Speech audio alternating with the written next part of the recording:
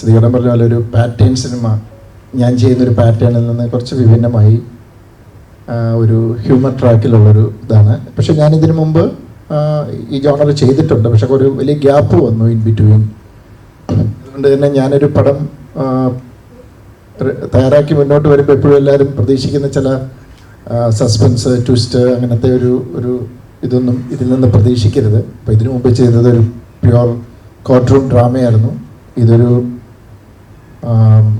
ഒരു 2 മണിക്കൂർ തിയേറ്ററിൽ വന്നിരിക്കുക, എന്താ പറയുക, ചിരിക്കുക, സന്തോഷമായി വീടുകളിലേക്ക് മടങ്ങുക.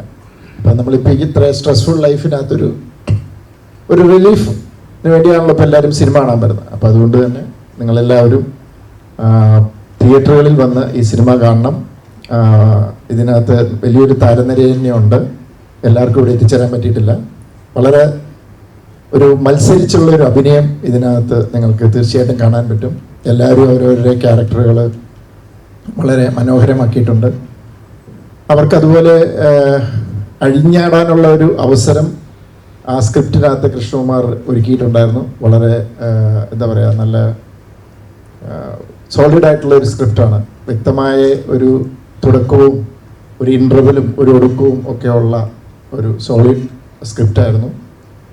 അപ്പോൾ തീർച്ചയായിട്ടും എല്ലാവരുടെയും ആശംസകളും അനുഗ്രഹങ്ങളും പ്രതീക്ഷിക്കുന്നു. എല്ലാവരും ഓഗസ്റ്റ് 15-ന് ഇത് തിയേറ്ററുകളിൽ തന്നെ വന്ന് കാണുക.